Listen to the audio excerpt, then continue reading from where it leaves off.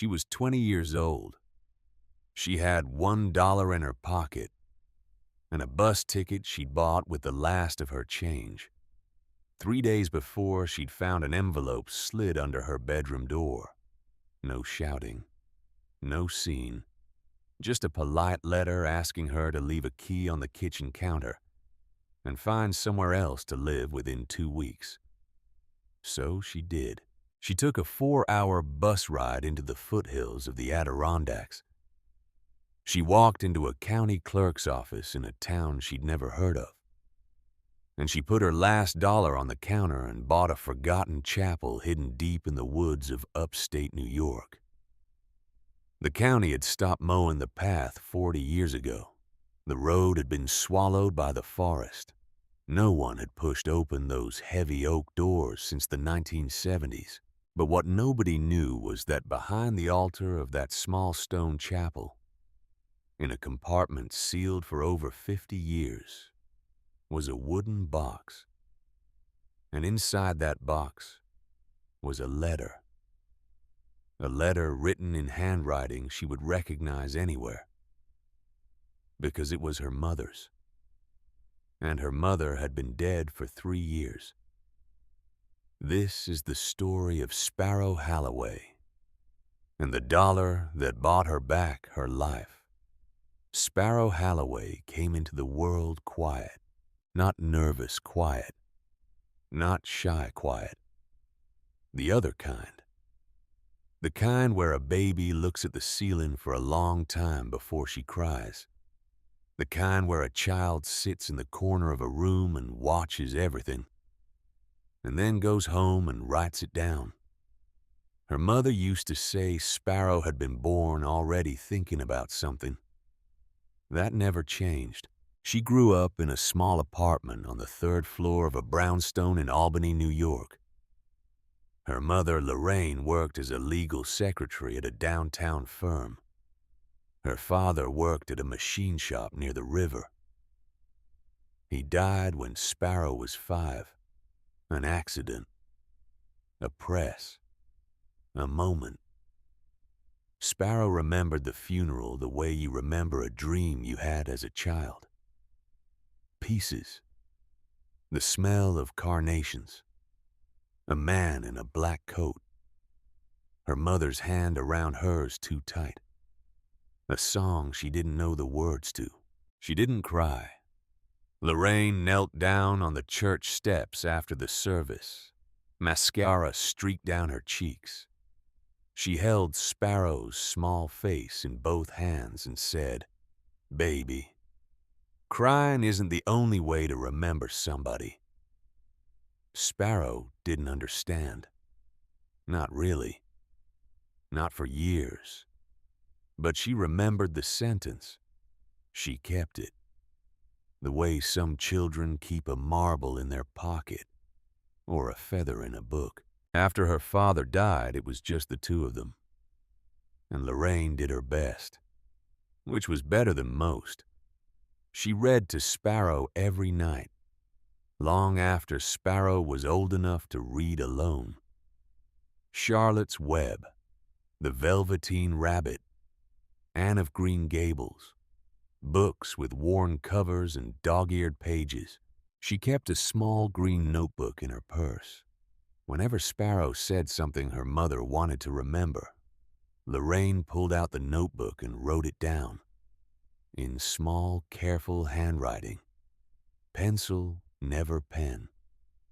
Sparrow saw her do it, many times, over many years. She thought it was a strange thing for a mother to do. She didn't know yet that it was love. By the time Sparrow was 9, she was a writer. Not in the way other children claim to be. The real way. She filled notebooks. She filled them faster than she filled the soles of her shoes. She wrote about the woman on the bus who hummed to herself. About the old man at the library who only read books with green covers. About the way snow looked when it landed on her mother's eyelashes and refused to melt. Her handwriting was small, precise. Each letter formed the same way every time. Her fingertips were always stained with ink. Her mother once said her hands looked like a printer's. Sparrow didn't know what a printer was, but she liked the idea. The cancer came in the spring of Sparrow's senior year. Lorraine found the lump in March. By April, she had a diagnosis. By May, the doctors had stopped using the word treatment and started using the word time. 6 months. That was what they said. 6 months turned out to be 5. Sparrow dropped out of school. There was no conversation about it. She just stopped going.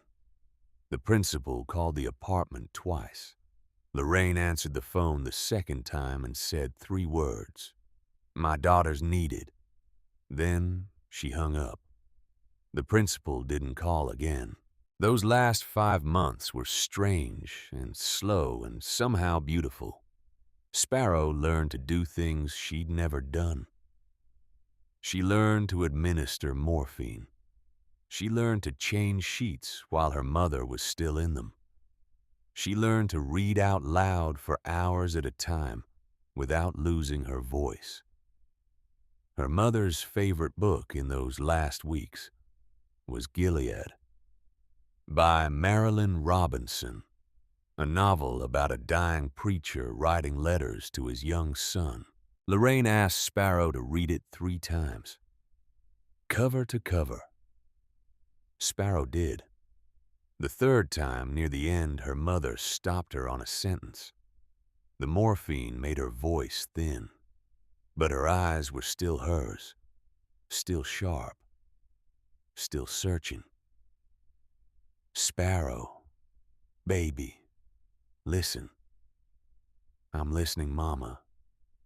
I never taught you how to be sad."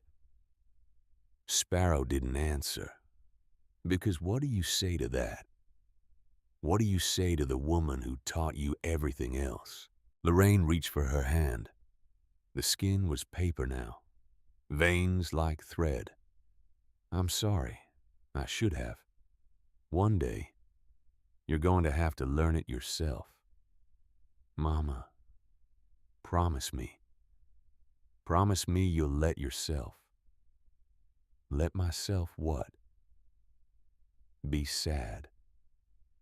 Sparrow nodded, but she didn't promise, and Lorraine knew it. And she closed her eyes. 3 weeks later, she was gone. The day after the funeral, Lorraine's distant cousin showed up at the apartment. A woman named Imogen Whitcomb, 60 years old, tall, thin, hair the color of cold ash. She wore wool in the summer and pearls on Tuesdays for no reason anyone could explain. She had worked at the same law firm as Lorraine for many years. They had been close once, then less close, then close again at the end. Imogen took Sparrow home, not legally. There was no paperwork, no court, just a cousin saying yes to a dying woman over the phone. Imogen's house was in a quiet suburb north of Albany. 2 stories, pale yellow siding, a small garden with hydrangeas. Inside, everything had its place. The salt and pepper shakers, the throw pillows, the forks in the drawer. Imogen believed in places for things. Sparrow did not. The first dinner was awkward. The second dinner was worse. The 100th dinner was the same as the first. Imogen asked questions, polite ones, about school, about work, about what Sparrow planned to do with her life. Sparrow answered, politely, vaguely. She got a part-time job at a used bookstore on Lark Street. She worked 25 hours a week. She wrote on her break. She wrote on the bus. She wrote at 3 in the morning when the house was so quiet. She could hear the refrigerator hum 2 rooms away. She did not talk about her mother. She did not cry. She did not break. She did not seem to feel anything at all. Imogene noticed. Imogene worried. Imogene sighed. The sighs became a language between them, a whole vocabulary. The short sigh meant disappointment. The long one meant exhaustion. The double sigh meant something else entirely. Something like, I don't know what to do with this child. One night, Sparrow couldn't sleep. She got up to get a glass of water. The house was dark except for a soft yellow light coming from down the hall. It was coming from her mother's old room. The room Imogene had kept exactly as Lorraine had left it after one of her last visits. The bedspread, the lamp, a pair of slippers on the floor. Sparrow stopped at the doorway. Imogene was standing inside, in her nightgown, holding one of Lorraine's old cardigans against her face. She was crying, without sound. Her shoulders shook. Her hands trembled. But she made no noise at all. Sparrow stood in the dark of the hallway, 3 feet from the door, and she watched. For maybe 10 seconds, maybe 20. She did not go in. She did not say a word. She walked back to her room. She climbed into bed. She lay awake until dawn. And for the first time in 3 years, she thought she loved her too. In her own strange, stiff, silent way, she loved her too. But she still didn't cry. 3 years passed like that. 3 years of dinners. 3 years of sighs. 3 years of writing in notebooks and walking to the bookstore and pretending she was fine. She turned 20 in September. Imogene baked a small lemon cake. They ate it at the kitchen table. They didn't sing. 3 days later, the envelope appeared under Sparrow's bedroom door. She found it when she came home from the bookstore. White. Plain. Her name written on the front in Imogene's careful script. She sat on the edge of her bed and opened it. The letter was polite. It always was with Imogene.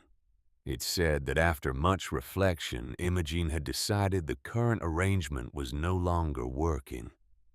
It said she believed Sparrow would do better on her own, where she could make her own decisions, without feeling judged. 2 weeks. That was the timeline. The letter ended with the words, "With care, Imogene." Sparrow read it twice. She folded it. She put it in the back of her notebook. She went downstairs. She made breakfast the next morning the way she always did. 2 slices of toast, butter, a boiled egg. Imogene came down at 7, wearing her blue cardigan, hair pinned back, already dressed. They sat at the small table in the kitchen. Imogene said, "More coffee." Sparrow said, "No, thank you." That was the whole conversation. Imogene went to her book club at 10. The door clicked shut behind her. Sparrow waited until she was sure the car was gone. Then she went up to her closet. In the back behind her winter coat on the top shelf was a small wooden box. Cherry wood. Brass corners. About the size of a paperback book. Her mother had given it to her 3 weeks before she died. Lorraine had pressed it into Sparrow's hands and said, "When you really need it, open it."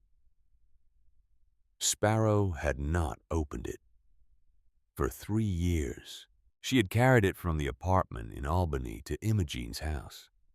She had hidden it in 3 different closets. She had touched it sometimes late at night with her fingertips, never opened, because she didn't really need it yet. Because once she opened it, that would be one more piece of her mother used up. Because some doors you keep closed because you're saving them. She brought the box down from the shelf. She sat on her bed. She turned it over in her hands. She thought about Imogene's letter. She thought about the words where you can make your own decisions without feeling judged. She thought about her mother saying, "I never taught you how to be sad." She opened the box. There was no letter inside, no money, no keepsake. There was only one small piece of paper, folded in half. The paper was thin, the kind from a legal pad. Her mother's handwriting, shaky, written near the end. The note said, "Sparrow, my darling, when the day comes that you feel like you have no one left in the world, go to Little Falls. There's a chapel in the woods. I left something there for you. I'm sorry I never had the courage to take you myself, Mama." Sparrow read it. Then she read it again. Then she read it a 3rd time. A chapel in the woods. Her mother had left her something in a chapel. Her mother had been somewhere, a place Sparrow had never heard of, had carried this place inside her for years, maybe decades, and had never told her. Sparrow set the note down. Her hands were not steady. She walked to the kitchen. She got a glass of water. She drank it standing at the sink, looking out the window at Imogene's hydrangeas, wilted now, October. The petals brown at the edges. Her mother had a secret. The thought arrived complete, whole, strange. Sparrow went back to her room. She opened her laptop. She typed Little Falls, New York Chapel. The first few results were churches, Methodist, Lutheran, Catholic. None of them in the woods. None of them old enough. She typed again, Little Falls, Chapel Woods. She scrolled. And then she found it. The Herkimer County tax auction page. A list of properties scheduled for sale or available for direct purchase. Most of them were vacant lots, half-collapsed mobile homes, a foreclosed gas station with a busted sign. Things nobody wanted. And then, halfway down the page, property number 114-B, Chapel of the Quiet Woods. Approximate location, Old Logging Road, Little Falls, NY. 1.5-acre wooded parcel. Historic Fieldstone Chapel circa 1923. Condemned 1974. No utilities. Access by footpath only. 11 years on auction list. No bidders. Starting bid $1. There was one photograph. Old, grainy, black and white. A small stone building barely visible through the trees. A peaked roof. A simple cross at the top. Something almost human about the shape of it. Like a person waiting. Sparrow stared at the photograph for a long time. Something inside her recognized it. She had $247 in her checking account. Saved up from the bookstore job. Carefully. Quarter by quarter. because she had known for months that Imogene's patience was running out.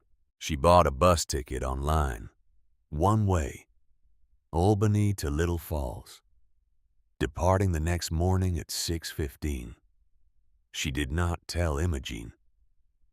She packed a duffel bag, a canvas backpack, 2 notebooks, 3 pens, the note from her mother, the wooden box, the $1 she planned to spend at the courthouse.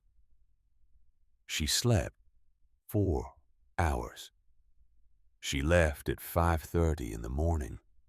Before Imogene woke up, she did not leave a note.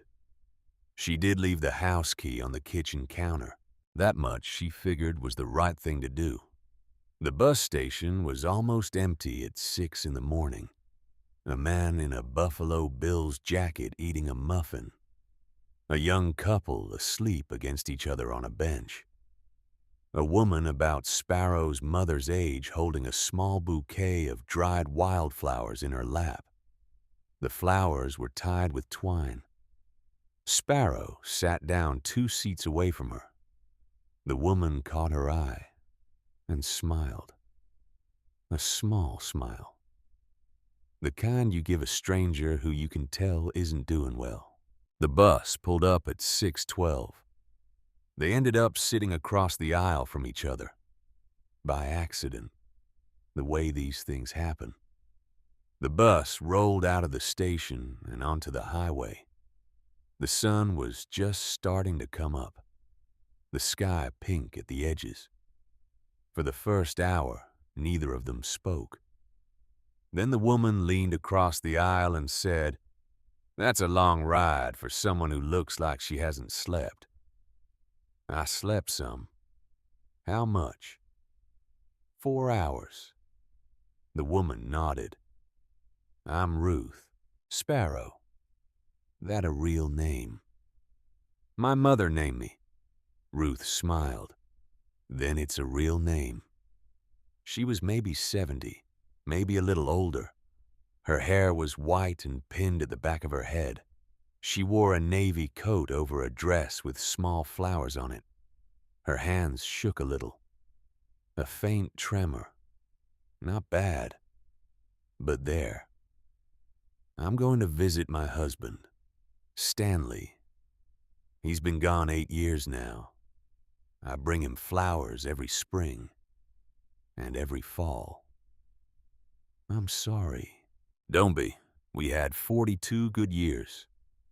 And then he had a heart attack at a Sears, standing in the appliance section, looking at washing machines. I don't think there's a worse place to die. But he didn't suffer. So I tell myself the washing machines were a gift." Sparrow almost laughed. She hadn't almost laughed in 3 years. Ruth saw it and let the moment pass without comment. "What about you? Where are you going?" "I'm going to find a place my mother once went." Ruth's expression softened around the eyes. "Is your mother still living?" "No." "How long?" 3 years. Ruth nodded, slowly. "Sparrow, listen to me. I'm an old woman. I've outlived 2 husbands and 3 siblings and a son. So I know what I'm talking about when I tell you something. Okay. There are some places. You don't find them." She paused. "They find you." The bus rolled on. Ruth got off in Utica. Before she stepped down, she touched Sparrow's wrist with 2 fingers. "Take care of yourself out there, wherever you're going." "Thank you." "And Sparrow, yes, you're allowed to cry. When the time comes, just so you know." Then she was gone. Down the steps, into the morning, carrying her wildflowers. Sparrow watched her until the bus pulled away. She did not cry, but her hand stayed on her wrist for a long time, where the older woman had touched her, like the warmth was still there. Little Falls was small. A river, a bridge, a diner, a tire shop with the lights off, a hardware store with the lights on, a church with a bell that rang the hour as Sparrow stepped off the bus. The clerk's office was in the courthouse on Main Street, a red brick building with a clock tower and a flagpole. The flag was at half-mast. Someone in town had died. Sparrow walked up the courthouse steps. She pushed open the heavy wooden door. The clerk was a woman in her early 40s, black hair shot through with silver, reading glasses on a beaded chain, a nameplate on her desk that said, Mavis Threlkeld County Clerk. She was eating a granola bar. She set it down when Sparrow came in. Morning. Good morning. What can I do for you? I'd like to buy a property. Which one? The chapel. Property number 114-B, the one off Old Logging Road. Mavis's expression changed. She set down her granola bar, took off her reading glasses, let them hang against her chest. Honey. Yes. How old are you? 20. You know that property's been on our list for 11 years, right? Yes.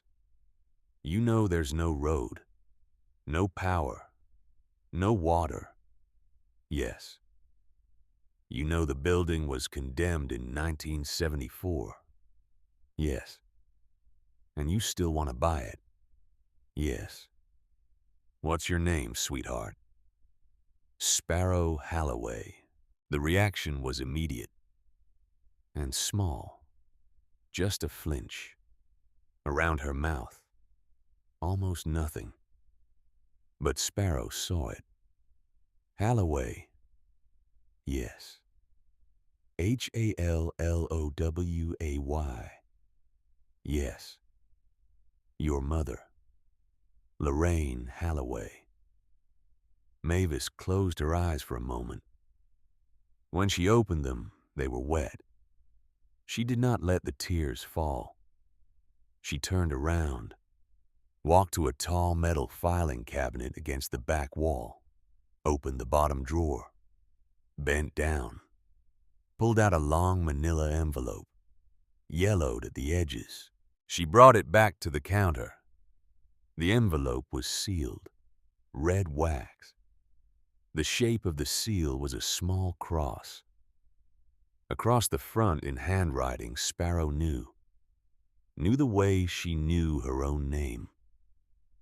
2 words. Sparrow Halloway. Mavis spoke softly. Your mother came in here in the spring of 2012, brought this envelope, asked us to file it under the property records for 114-B, paid the storage fee for 20 years up front.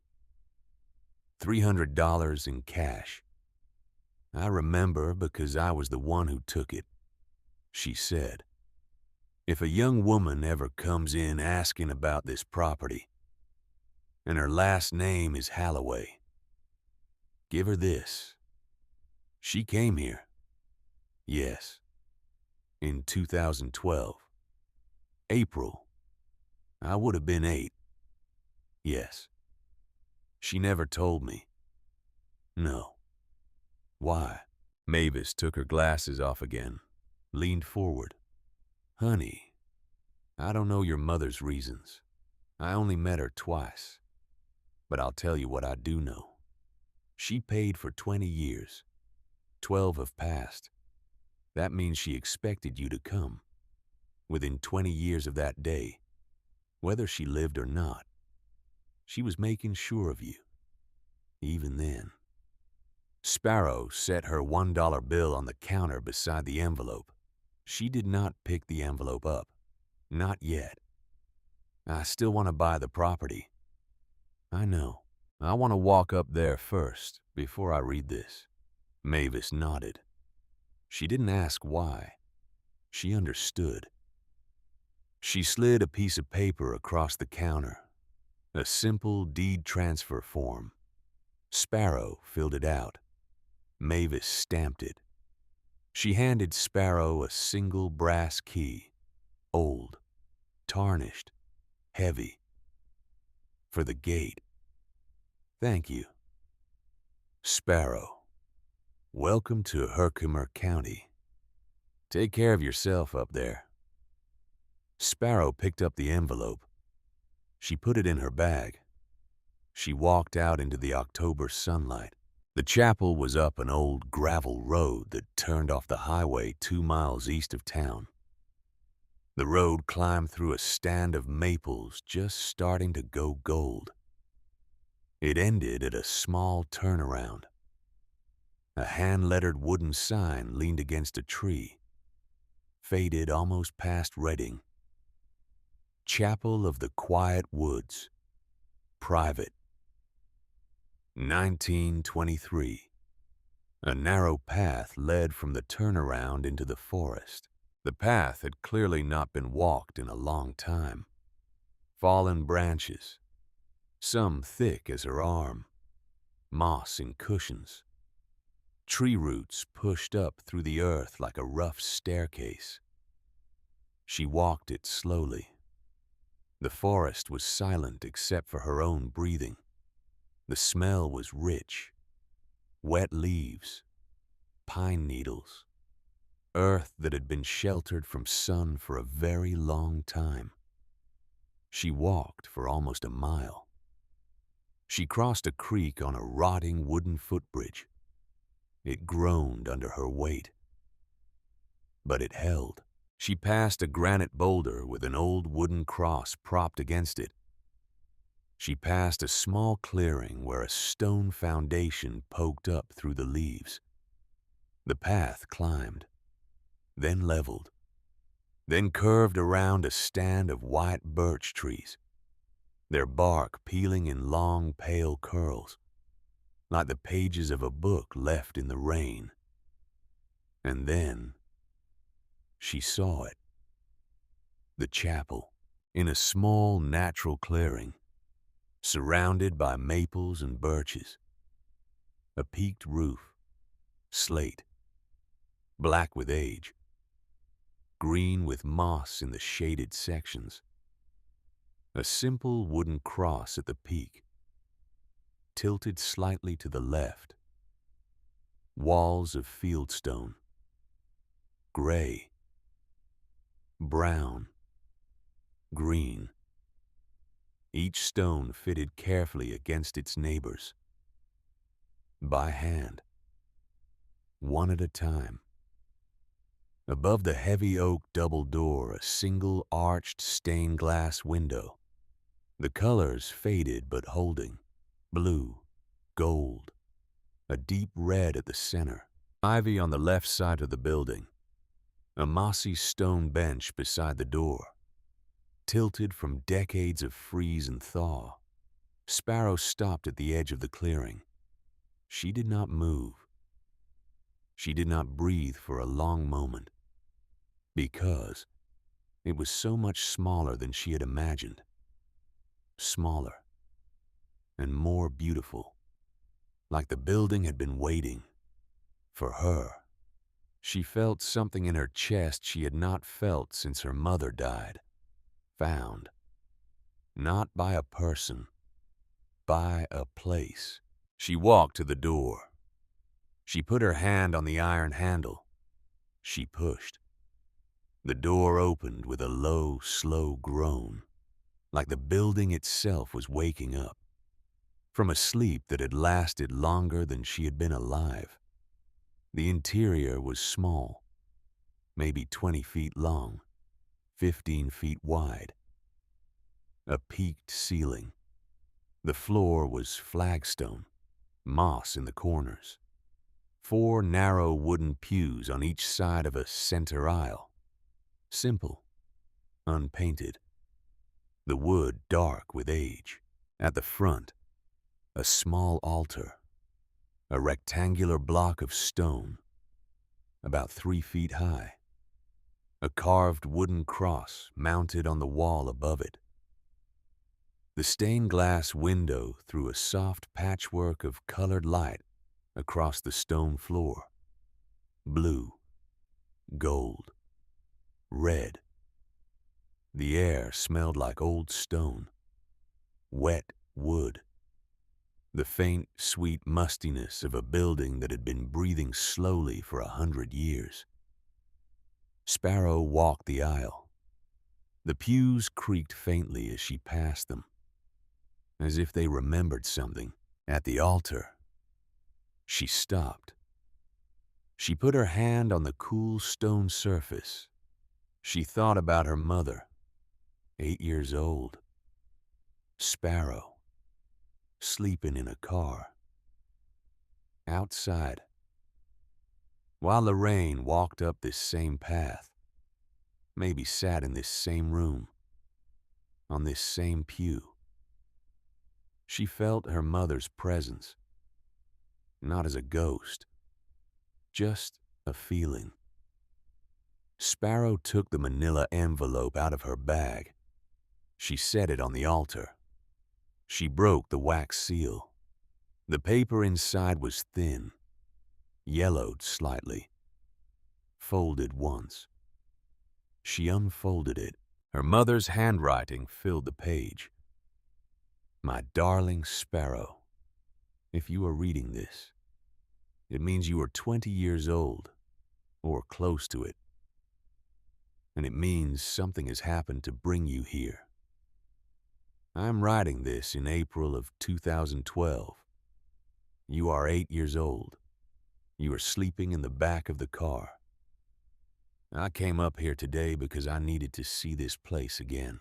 I came here for the first time when I was 16, after my mother and father died in a car accident. I was alone in the world. A woman from my parents' church drove me up here on a Saturday in November. Her name was Imogene. You know her.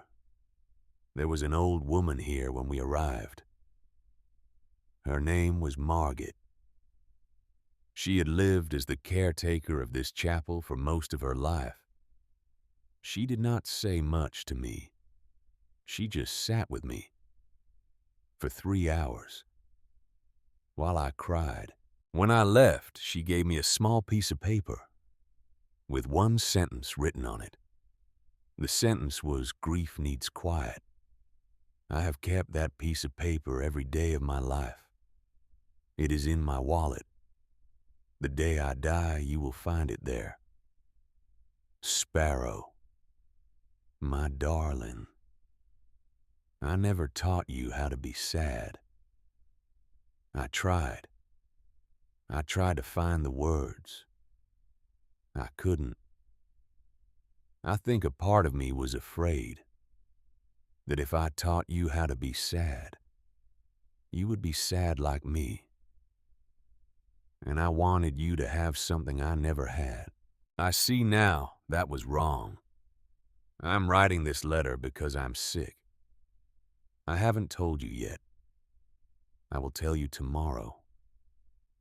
The doctor doesn't know yet how bad it is, but I do. I want you to come here someday. Push the altar stone. The top slides. There is a wooden box inside.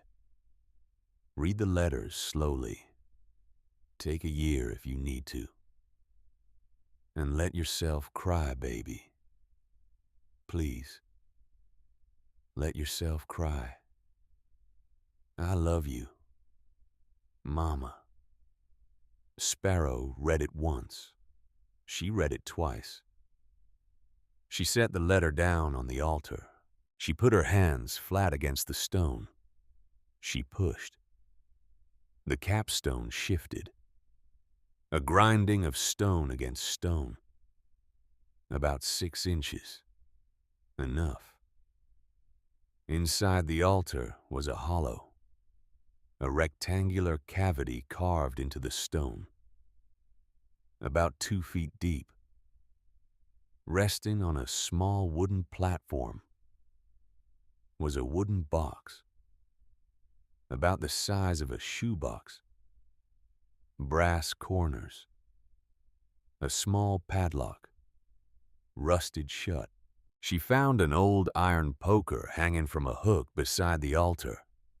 She used it as a pry bar. The rusted metal snapped on the second try. She opened the box, wrapped in dark velvet, a stack of envelopes. She counted them. 17. Each one sealed with red wax, the shape of a small cross. Each one addressed in the same precise handwriting. To the next soul. Beneath the envelopes, money. Paper money. Neatly bundled with cotton string. Beside the money, a small drawstring pouch of brown leather. She opened the pouch. Coins. Heavy. Gold. Old. She didn't recognize the faces on them. She didn't need to. She set the box down. She sat on the front pew. She held the 17 envelopes against her chest. And then, for the first time in 3 years, Sparrow. Halloway began to cry, quietly, the way her mother used to cry.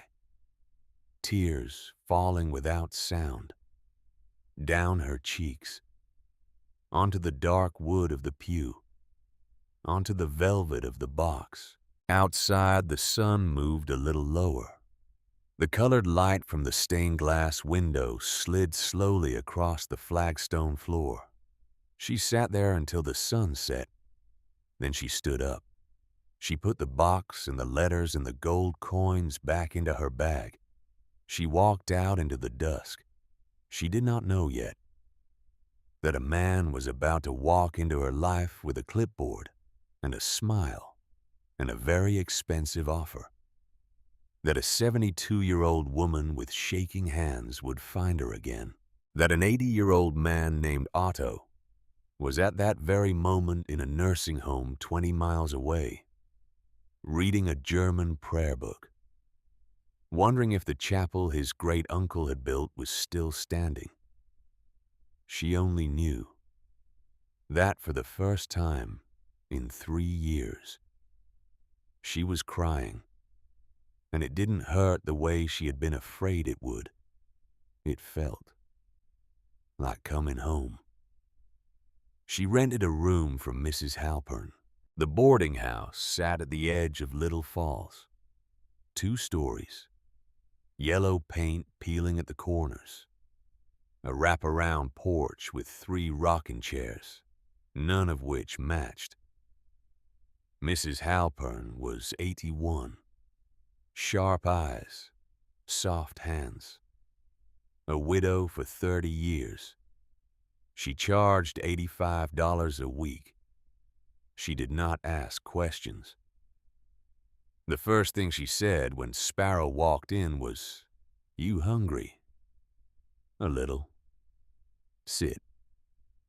She made grilled cheese, tomato soup. "You staying long?" "I don't know yet." "You got people?" "No."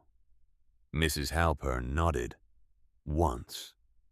Then this is your house, as long as you need it." Sparrow climbed the narrow stairs to her room.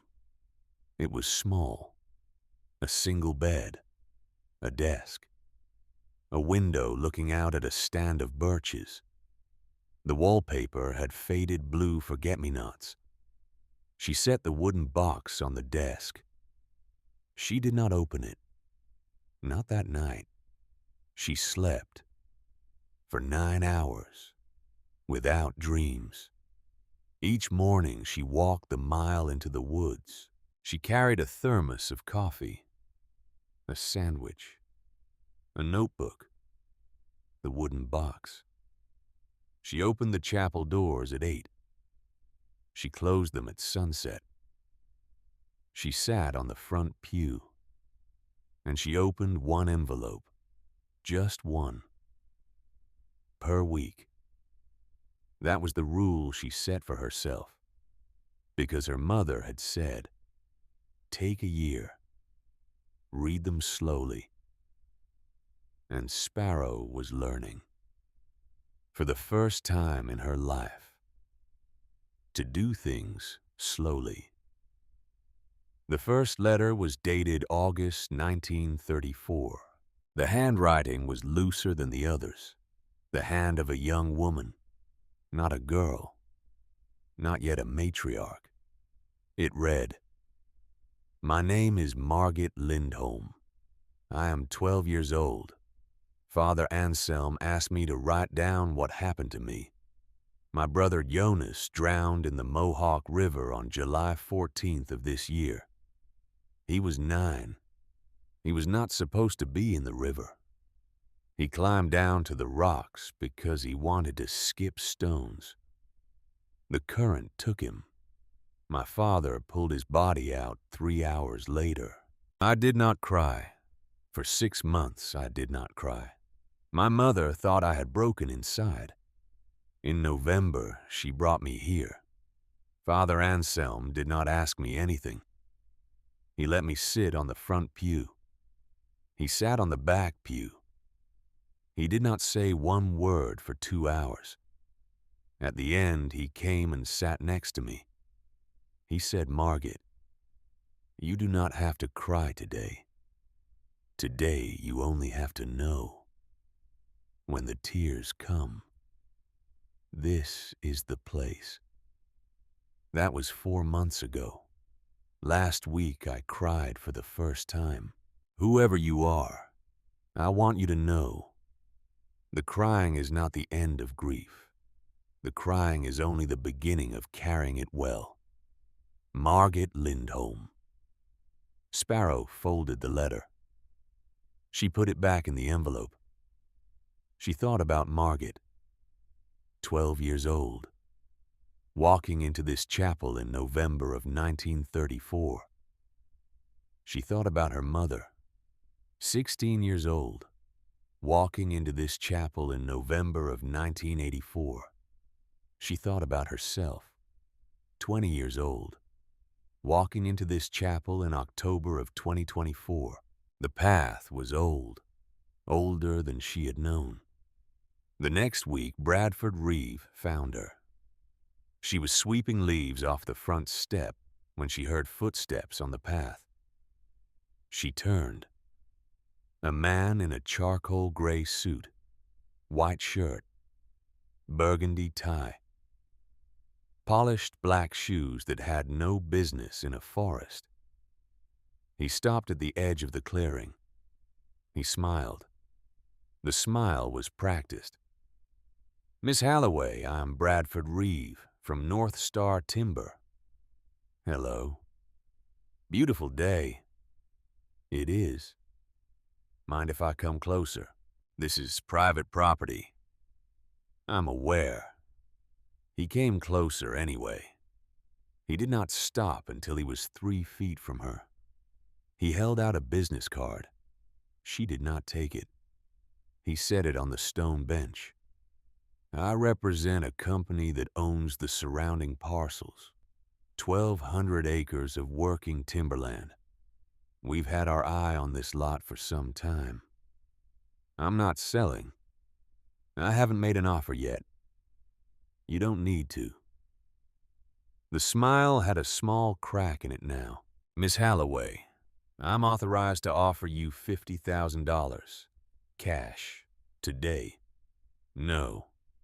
Just like that. Just like that. He laughed. A short, surprised laugh. "Most people at least listen to the offer." I listened. "Most people take a few days to think." I don't need a few days. He looked at the chapel. He looked at her. The smile was gone now.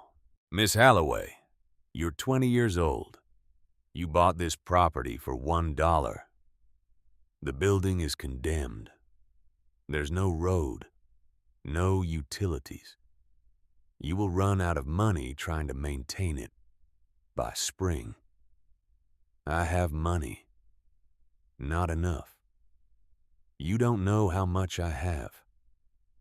I know how much this building costs to keep standing. I've had estimates done. You've had estimates done. On my property. On the building. Before you owned it. She looked at him. She did not speak. He picked up his business card. He held it out to her again. Take it when you change your mind. And you will. Call me. She took the card. She tore it in half.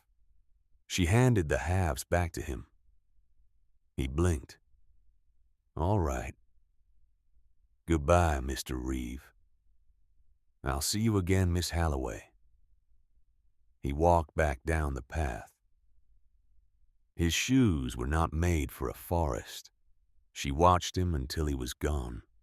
She sat down on the stone bench. Her hands were shaking. She had never said no like that before. To anyone. Ruth came back 2 weeks later. She walked up the path slowly, her hand on the trunk of every other tree. The way an old woman walks when her balance is not what it used to be. Sparrow saw her coming through the window. She went outside. She met Ruth halfway down the path. You're not supposed to be walking this far. Says who? Your knees, probably. My niece and I have an arrangement. Ruth was carrying a cloth bag. Inside was a thermos. 2 sandwiches wrapped in wax paper. A small jar of pickles. How did you find me? I asked at the diner. They knew your name. Sparrow took her arm. She walked her up the path. Slowly. Ruth stopped when she saw the chapel. She did not say anything for a long moment. The older woman's eyes filled. Slowly. She did not let the tears fall. It looks the same. You've been here before. I've been here a lot. When? Ruth did not answer right away. She took Sparrow's hand. She squeezed it. Let's sit down. They sat on the stone bench. The October sun was warm on their faces. Ruth opened her thermos, poured tea into the small cup. She handed it to Sparrow. I came here for the first time in 1972. I was 20 years old, the same age you are now. You knew Margaret. I knew Margaret. She was 50 years old when I met her. She had been the caretaker since Father Anselm died in 1957. Why did you come? Ruth held the metal cap in both hands. She looked at the trees. I had a baby. In April of 1972. He lived for 40 minutes. He was born too early. The cord was around his neck. They never let me hold him. I've been trying to hold him for 52 years. Sparrow did not speak. She put her hand over Ruth's. Stanley and I had been married 6 months. He was a good man. He didn't know what to do with me. Nobody knew. They all said, "You're young. You'll have another. Be grateful. Move on." Words like that. Like grief was a cold you could shake off if you tried hard enough. She breathed. My grandmother had grown up in Little Falls. She was the one who told me about the chapel. She was 90 years old. She had not been able to walk for 2 years, but she made me promise to go. And you went. I drove up alone in June. By the time I got to the chapel, I was shaking. My nose was running. I looked terrible. Margaret was sweeping the front step. She put down the broom. She walked to me. She took me in her arms. And she did not say anything for an hour. Maybe more. What did she say? After. She said, "You are going to come back here. Every spring. For the rest of your life. Until I tell you to stop." And I never told you to stop. Because I never will. And you came back. Every spring. For 52 years. I missed only one. Last year. When Stanley died. What happened to Margaret? She died in 1998. She was 76. After that, the chapel had no caretaker. The county tried to sell it. For 11 years. Nobody wanted it. Until me. Until you. Why now? Why did you come up the road today? Ruth looked at her. The older woman's eyes were dry now, but the love in them was so plain. It was like a lamp, because Stanley is gone, and my baby is gone, and my grandmother is gone, and Margaret is gone, and someday I will be gone too. And I needed to make sure that whoever the chapel was waiting for next was not alone. Sparrow's mouth opened. It closed. She did not know what to say. She sat there, in the autumn sun, holding the hand of a 72-year-old woman she had met on a bus. Her mother had not sent her here only for the chapel. Her mother had sent her here for the people the chapel held. Otto came in November. She heard a sound at the bottom of the path. A man calling out. "Hello." The voice was old, reedy, with a faint accent. She walked down the path. He was halfway up, leaning on a wooden cane, wearing a wool coat that looked older than he was. He had a small bouquet of dried lavender in his free hand. He stopped when he saw her. He smiled. "You must be the new caretaker." "I'm Sparrow. Otto Brennicke. I am 80 years old. I am tired. I have walked half a mile already. May I sit somewhere before we continue?" "Yes, of course." She walked him slowly to the chapel. She sat him on the stone bench. She brought him water from inside. He drank. He took off his hat. His hair was thin, white, combed back. "My great-uncle built this with his hands." Sparrow sat down beside him. "Father Anselm Vogt. He was my grandmother's older brother. They grew up in a town outside Cologne. He was a baker before the Great War. He was 33 when the war ended." He paused. "He had a wife, Adelheid, and a little girl, Liesel. She was 4 years old." He paused again. "In the autumn of 1918, the Spanish flu came to our town, the second wave, the bad one. Adelheid got sick first, then Liesel. Anselm did not get sick. He buried his wife on a Tuesday. He buried his daughter the following Monday. He did not speak for a year." Sparrow's chest tightened. She did not speak. "In 1923, he came to America. He brought 34 gold sovereigns. They were the family savings. He had not spent any of them in 5 years. He could not bring himself to. They were the last thing his family had touched. Otto reached into the bouquet. He pulled one stem of lavender free. He came to Little Falls because he had a cousin here, a man who farmed.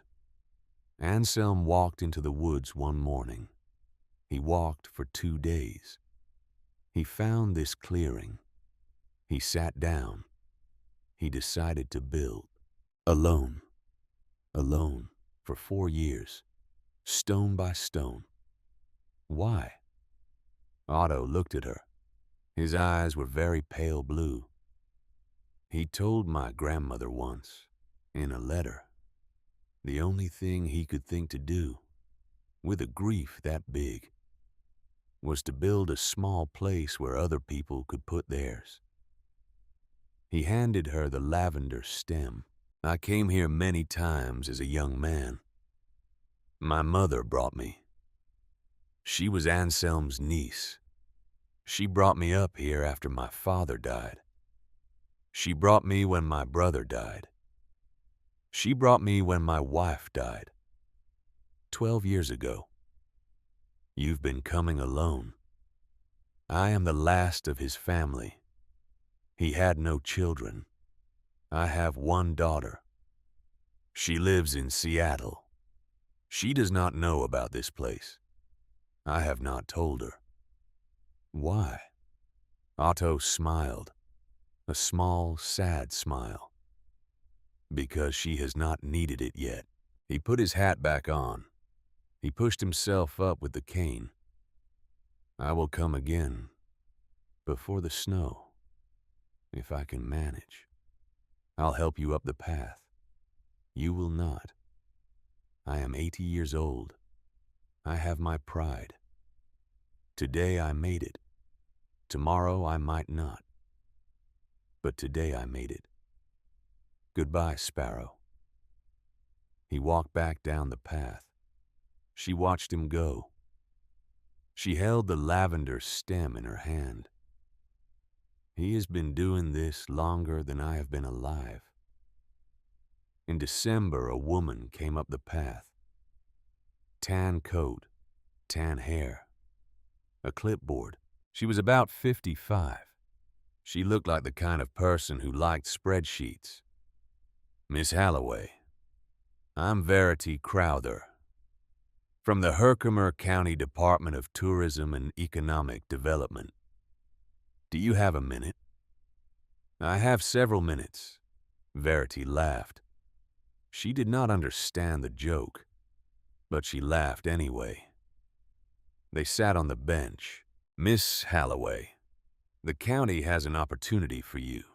We'd like to designate the chapel as a historic site, add it to our Adirondack Heritage Trail, create a small parking lot, maintain the path, bring visitors. We'd issue you a stipend, $3,000 a month. No. We could also help you with maintenance costs. No. It would mean a stable income. For someone your age, that's not nothing. No. Verity looked at her, not angrily, almost sadly. May I ask you a question? Yes. Why are you doing this, living up here alone? 20 years old. You could have a life. This is my life. You're going to spend the next 60 years of your life in this chapel. I don't know about the next 60 years. I'm going to spend today here, and tomorrow, and the day after. And we'll see. Verity stared at her. She did not understand, but Sparrow saw something cross her face. A flicker. A small recognition of something Verity had wanted once, a long time ago, and had given up on. Verity stood up. She tucked the brochure into a folder. "If you change your mind." "I won't." She walked back down the path. She did not look back. The letters kept coming. One a week. Margaret at age 20, writing in 1942. About Hans, a boy from Albany, who had asked her to marry him on the front step of the chapel in the spring of 1941. He had gone to the Pacific in November. He had died on Tarawa Atoll in November of 1943. The letter was a record of the year she had stopped speaking. Margaret at age 35, writing in 1957. About burying Father Anselm. She had been the only mourner at the grave. Margaret at age 42, writing in 1964. About a woman named Eunice who came to the chapel 5 times a year, always in summer. Eunice had lost 5 children. None had lived past the age of 2. She placed each stone behind the altar. There was a row of them there. Sparrow went and looked. 5 smooth gray stones, tucked into the corner of the niche behind the altar. They were still there. 40 years later. She did not move them. She placed a small white pebble next to Eunice's 5. For Ruth's baby. She did not know why. It just felt right. The next letter was the one that broke her open. It was dated November 1984. Sparrow looked at the date for a long moment. She knew before she read it. The letter read, "Today a girl came up the path. She is 16 years old. Her name is Lorraine Halloway. She was driven up by a woman from Albany. The woman waited at the bottom of the road in the car. The girl had lost both her parents in October. A car accident on Route 5. Black ice. Her father had been driving. They were on the way to her grandmother's funeral. The girl was very quiet. She had a kind of stillness about her that I recognized. It was the same stillness I had at 12. After Jonas drowned, I sat with her for 2 hours. We did not speak much. I made her tea. We watched the light move across the floor. When she was about to leave, she asked me a question.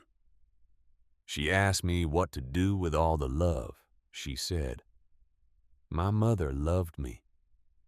My father loved me. They are gone. I still love them. What do I do with that love?" I had never been asked that question in all my years. I told her what I could.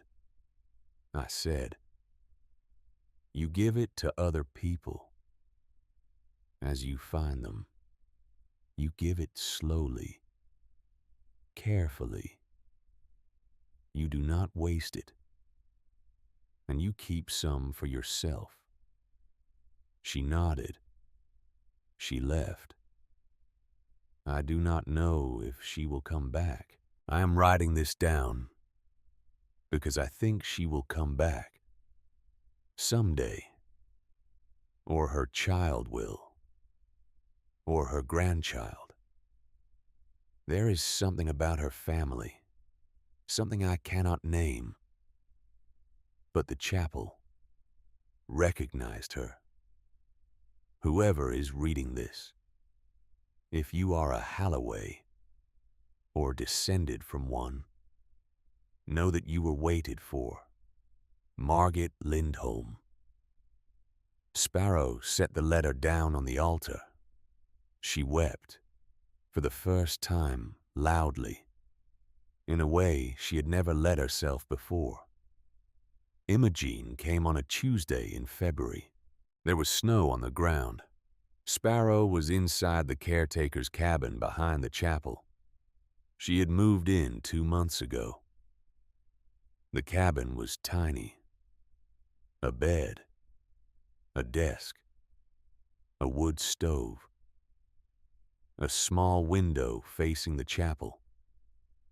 She heard footsteps on the path. They stopped. They started again. Stop. Start. Like the person was making the journey, then doubting it, then making it anyway. Sparrow opened the cabin door. Imogene was standing in the clearing, wearing a black wool coat, black boots, her hair pulled back, a small leather purse over her shoulder. She looked thinner. She looked older. She looked like she had not slept in 3 years. She did not move. Sparrow walked across the snow toward her. She stopped 6 feet away. I should not have come. You did, though. I know. I am sorry. Don't apologize. I have driven by here 3 times this winter. I never made it up the road. Sparrow looked at her. She saw for the first time a person, not a guardian, a person, a 60-year-old woman, tired, afraid, holding her purse like a shield. Come inside. It's cold. Sparrow. Come inside, Imogene. She brought her into the chapel. She lit a small kerosene lamp. They sat down on the front pew. For a long time, neither of them spoke. Then Imogen said, Lorraine was my second cousin. We grew up 4 blocks apart, in Albany. We were not friends as children. Our mothers did not get along. Sparrow listened. When her parents died, I was 18. I was at college. SUNY Albany. A girl in my dorm came to my room and said, there was a car accident on Route 5. Your cousin. Did you hear? I had not heard. Imogene's hands trembled. I drove home that weekend. Lorraine was staying with a neighbor. The state was going to put her in a foster home. What did you do? I dropped out of college. I came home. I rented an apartment for the 2 of us. I worked nights at a diner and days at the law firm. As a runner. I lied about my age. For how long? Until she finished high school. 3 years. She got a scholarship to the state university. She moved out. I went back to school. Sparrow stared at her. She had not known any of this, not one piece of it. My mother never told me. She never told anyone. She was ashamed. She thought she had been a burden. She was not. She was the bravest person I ever knew. Imogene took out a folded handkerchief. She did not use it. She just held it. In November of 1984. She had been with me 3 weeks. She was not crying. She was not eating. She was not sleeping. A woman at my mother's old church said, there is a place in the woods above Little Falls. People go there. When they are like that. You drove her up here. I drove her up. I did not get out of the car. I was 19 years old. I was so afraid. I waited at the bottom of the road for 3 hours. When she came back, she was different. Not better. Different. Lighter. You never came back. I never came back. Not until today. Why today? Imogene closed her eyes. She opened them. Because Lorraine called me. 2 months before she died. She said, Imogene, I have a favor to ask, the biggest one. I want you to take Sparrow when I am gone. I know. You do not know everything. Sparrow waited. Imogene's hands tightened on the handkerchief. She said, Imogene, I need you to do something else. After 3 years, if she is still not crying, if she is still keeping it inside, I want you to push her out, hard. Let her go. Do not be kind. Be cold. Be unforgivable. Make her hate you. Make her leave.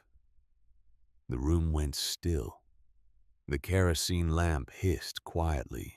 She said, Sparrow needs a place to go, and she will not go willingly. She will only go if there is nowhere else. Make sure there is nowhere else. And then she will find this, the chapel, the way I did. She has to find it on her own, or it will not work. Promise me, Imogene. Promise me. Imogene's voice cracked. I promised her. Sparrow's mouth opened. It closed. Her eyes filled. The letter. Yes. 3 days after my birthday. Yes. You did not. You did not actually want me gone. Imogene shook her head. She could not speak. I have hated myself every day for 3 years. Imogene, I am sorry. Imogene, I should have been kinder. At the end, I tried to give you space. I thought if I was warm, you would not leave. You would stay. You would never find this place. You were keeping a promise. I was keeping a promise. To Mama. To your mother. The 2 women sat in the dim glow of the lamp. After a long time, Imogene reached into her purse. She pulled out a small key, a brass key. Your mother gave me this before she died. She said, when Sparrow finds the chapel, there will be one more letter, not in the box. She wanted you to have it last. She said you would know when it was time. Sparrow took the key. Where is the letter? At the back of the chapel, behind the altar, there is a stone with a small cross carved on it, the size of a thumbnail. It pushes inward. Sparrow stood up. She walked to the altar. She knelt. She ran her fingers across the stones. It took her a long time, but she found it.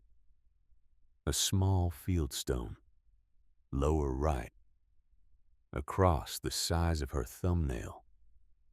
She pushed. The stone slid inward. A compartment. Inside, a single envelope, sealed with red wax. Her mother's handwriting on the front. For my Sparrow, when you are ready. She held it. She did not open it. She held it against her chest. She walked back.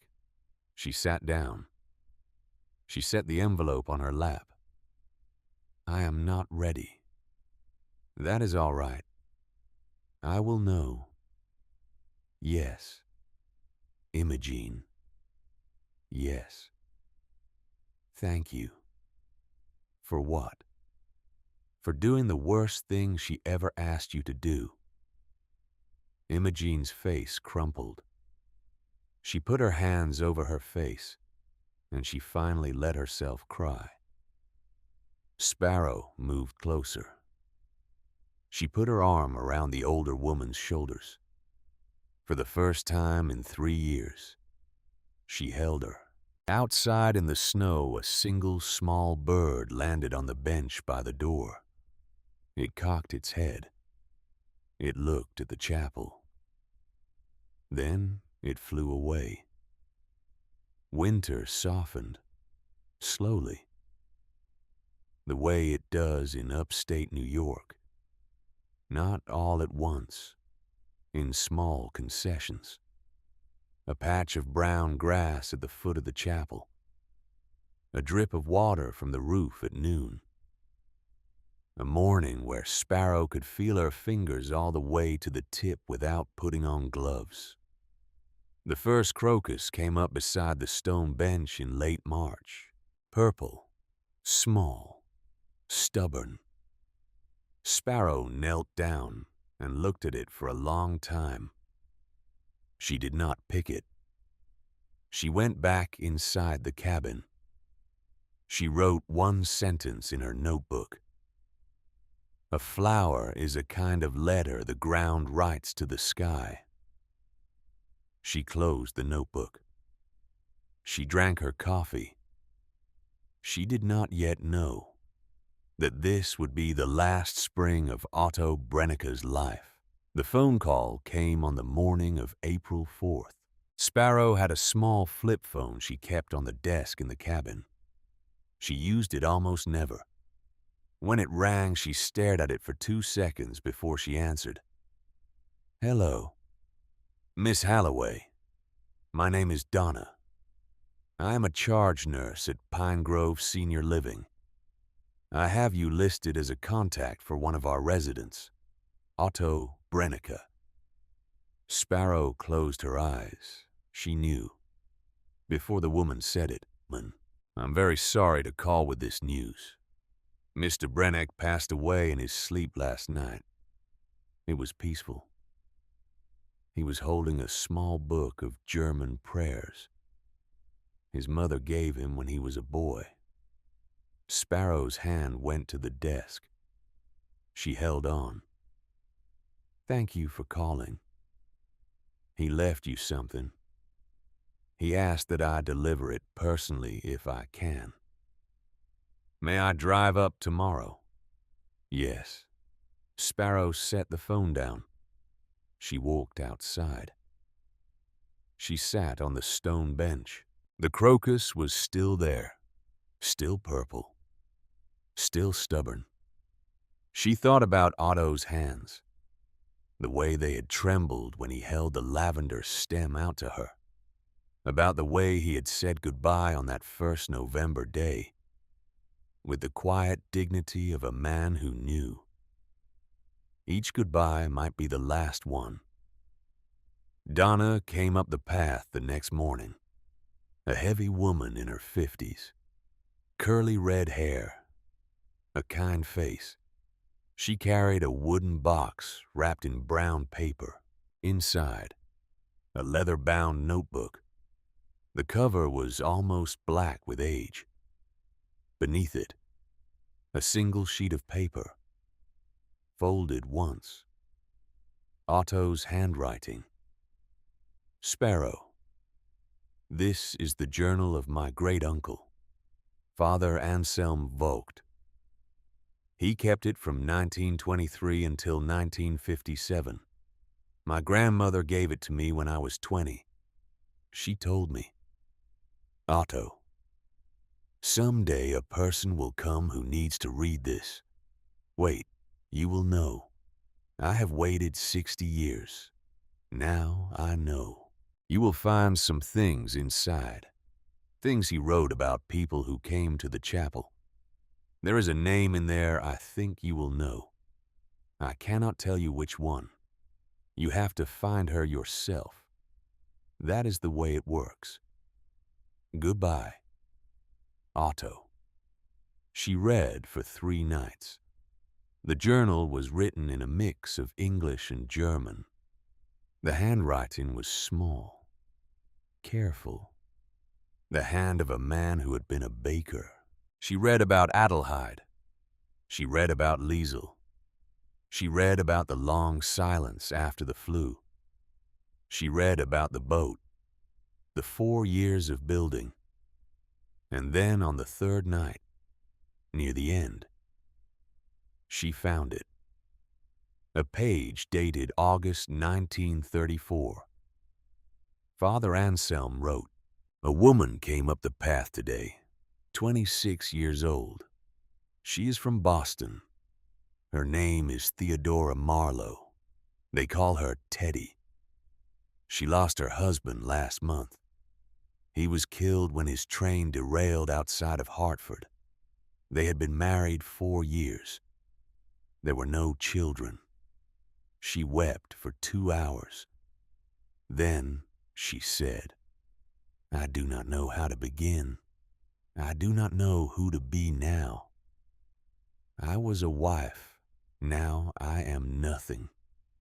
I told her, 'You are not nothing,' she said. 'I feel like nothing,' I told her.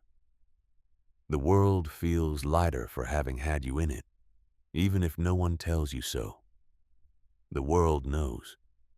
She is going to come back. I can see it in her. There is something in her that recognizes this place. I have not seen that look in many people, but when I see it, I am never wrong." Sparrow's hand went to her mouth. Theodora Marlowe. Teddy. She knew the name. Her mother had said it once, maybe twice, years ago, lightly, in passing, over a Sunday dinner. The kind of comment you do not think to remember until it returns to you a decade later. Lorraine had said, "Your great-grandmother. She was a piece of work, you know. Her name was Teddy." And then she had laughed and changed the subject. Sparrow stood up from the desk. She walked outside.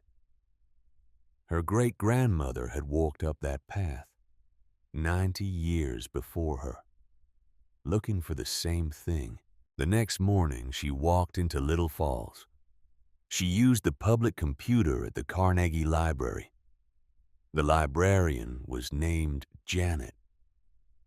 She did not ask questions. It took 2 hours. She found a Boston Globe wedding announcement. 1930. Theodora Pruitt marries Albert Marlowe. She found an obituary. 1934. Albert Marlowe, killed in train derailment outside Hartford. Survived by his wife, Theodora Pruitt Marlowe. She found another marriage announcement. 1939. Theodora Pruitt Marlowe marries William Halloway. Couple to reside in Albany, New York. Sparrow stared at the screen. Her great-grandmother had remarried. She had become a Halloway. Her son had been Sparrow's grandfather. Her grandfather had married a woman named Cecile. They had had a daughter, Lorraine. Lorraine had had a daughter, Sparrow. 4 generations of women who had passed through the chapel. Sparrow walked out of the library. She walked the 2 miles back up Old Logging Road. She did not feel her feet. She walked into the chapel. She sat on the front pew. She said, out loud, to no one, to everyone, "I am the 4th." Imogene confirmed it the next week. Sparrow drove down to Albany. She had taken her driver's license test in February. She had bought a small used pickup truck. She held up the journal in Imogene's foyer. He wrote about a woman named Theodora Marlowe. She came in 1934, after her first husband died. She remarried to a man named William Halloway. Imogene's hand went to the doorframe. Was she my great-grandmother? Imogene's eyes filled. She nodded. She could not speak. Did Mama know? I do not know. I do not think so. Theodora died when Lorraine was a baby. There was nobody left to tell. Sparrow stared at her. So I am the only one. Who knows? You are the only one. She drove back up to Little Falls that night. She got to the chapel at midnight. She lit the kerosene lamp. She sat on the pew. She looked up at the stained glass window. She said, "Hello, Teddy." The window did not answer, but the wind in the trees outside sounded a little like a woman laughing. A man in his 30s came up the path one Saturday. He had a quiet face, a wedding ring. He sat in the back pew for 2 hours and did not move. When he left, he stopped at the door. My wife, she had a miscarriage 2 months ago. She does not. She does not want to leave the bedroom. Bring her here. I do not know if she will come. Bring her anyway. He came back the following Saturday. His wife walked beside him, small, pale, a blue knit hat over short brown hair. Sparrow met them at the door. She did not ask the woman anything.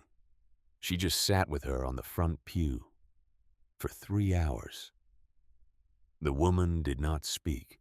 When she stood up to leave, she put a small, smooth stone behind the altar, next to the row that had grown there over the decades. She did not look at Sparrow. She walked out. A week later, she came back, this time alone. She stayed for an hour. She placed her hand on Sparrow's hand at the door. Thank you for not asking. She walked back down the path. She would come back many more times.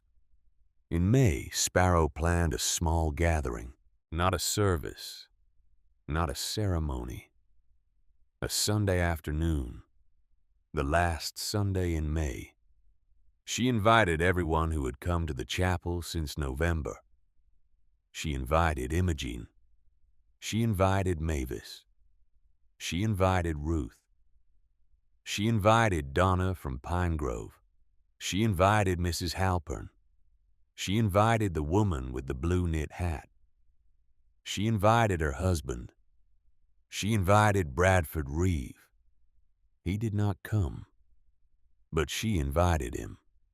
23 people came. Some of them she did not know. They walked up the path quietly. The way you walk into a place you can sense is older than your purpose for being there. Sparrow had not prepared a speech. She had prepared one thing: a reading. Imogen had brought a small folder. Inside was a single piece of paper. A poem. Lorraine had written it when she was 17. The year after she had first come to the chapel. The poem had never been published. Imogen had kept it in her jewelry box for 40 years. Imogen stood at the altar. She unfolded the paper with shaking hands. There is a window in the woods. The light through it is colored. It does not change what is on the floor. It only changes what we see. I came in dark. I leave in colors. That is all I have to say. She folded the paper. She sat down. Nobody clapped. That was right. Ruth read a passage from her grandmother's old Bible. The 23rd Psalm. The man in the wedding ring stood up. He said one sentence. My daughter was not born, but she was loved. He sat down. His wife rested her head on his shoulder. Mrs. Halpern did not speak. She simply nodded at the altar 3 times. The chapel was full. The pews were full. People stood at the back. People stood outside in the clearing. They were quiet. Sparrow stood at the altar. She did not have anything prepared. My mother left me a letter. I have not read it. I am going to read it tonight. The people understood. They got up. Slowly. They left in 2s and 3s. They thanked her without thanking her. They touched the door frame on the way out. The way Donna had. The way you touch a holy thing. Imogene stayed last. She kissed Sparrow on the forehead. It was the first time she had ever kissed her. She walked out into the May afternoon. The chapel was empty. The light through the window was very gold now. Sparrow sat on the front pew. She held her mother's last letter in her hands. She did not open it yet. She waited until sunset. She lit the kerosene lamp. She broke the wax seal. The letter said, "My darling Sparrow, if you are reading this, then you are ready. You waited. The way I knew you would. You took your time. I am writing this on a Tuesday afternoon. You were at school. I sat in a chair at the doctor's office for an hour. He said, 'The lump is concerning. We need a biopsy.' I left the office. I drove home. I sat in the kitchen. I made a cup of tea. I did not drink it. I wrote this letter. Sparrow, there are things I never told you. Your great-grandmother, Teddy. She was the strongest woman in our family. She buried 2 husbands and a son. She raised your grandfather alone after the second husband died. She wore lipstick to the grocery store. She did not believe in self-pity. She also did not believe in talking about pain. That is where it started, I think. The not talking. The hardness. It was a generational thing.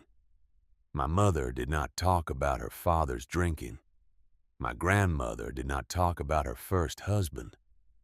Teddy did not talk about her train, or her train husband, the one who died on the train. I learned the hardness from them. I learned it well. I tried not to teach it to you. I do not think I succeeded. Sparrow, listen to me, right here, in this letter. I am going to say something I have never said out loud. Your father. He did not just die at work. He took his own life. He had been sick, in his head, for years. I did not know how sick. He hid it well, the way Halloways hide things well. He went to the machine shop that morning. He sent the foreman home. He was alone. He did what he did. The accident report was a kindness from his foreman. Who knew? Who did not want me to lose the death benefits? Who did not want you to grow up with that label on your father? I have carried that secret for 15 years. I am sorry. I should have told you sooner. I tried so many times. I would sit at the kitchen table at night. I would pull out a piece of paper. I would write the first sentence. Then I would tear it up. I did not know how. Your father loved you. so much. He named you Sparrow because the morning you were born, he saw a sparrow on the windowsill of the hospital room. He said to me, "That is her. Right there. That is who she is. Small, quick, watches, doesn't sing because she does not need to." He was right. He was right about you in every way except one.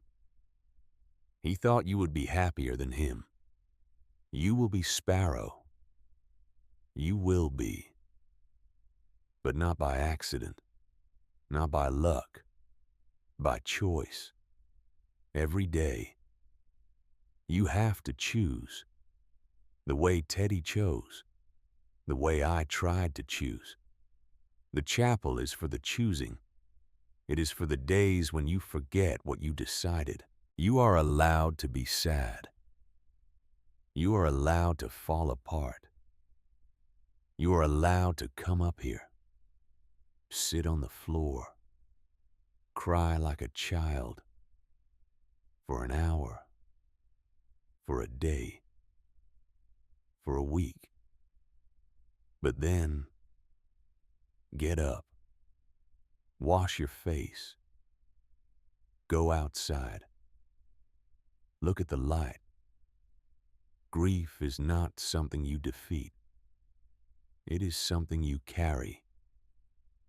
And carrying it well, with grace, with humor, with love, is the highest thing a person can do.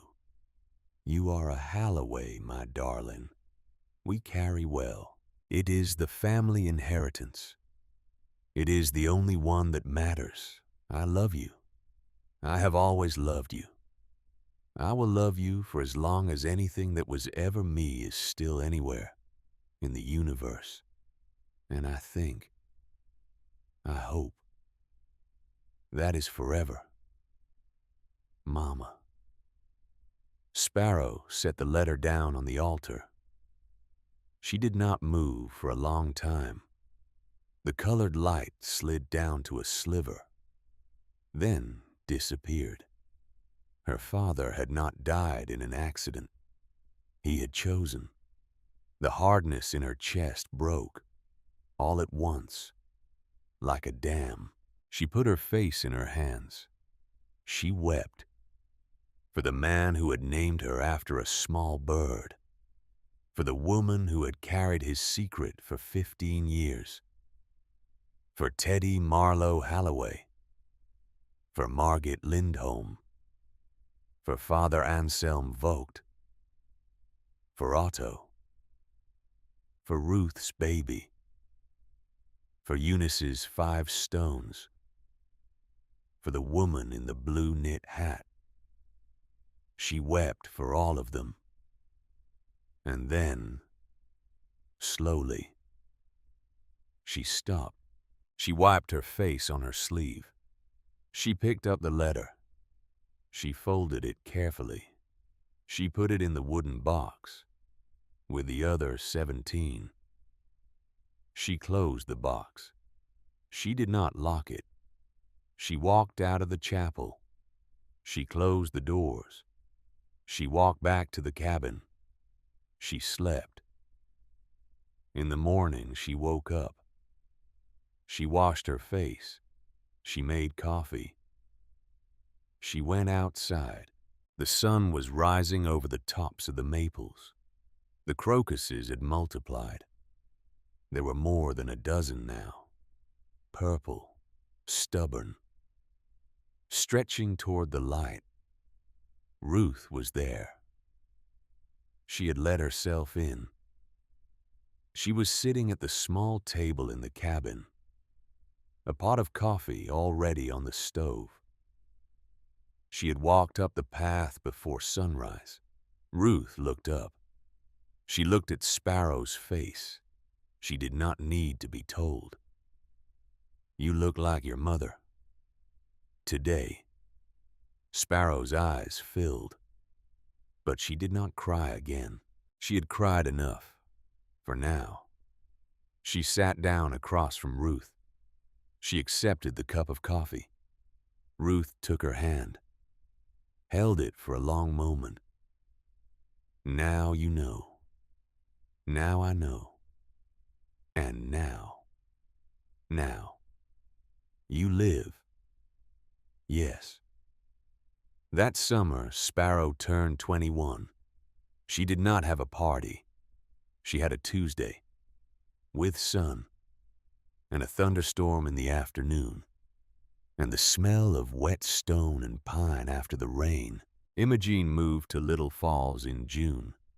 She rented a small cottage on Garden Street. She came up the path every Sunday for an hour.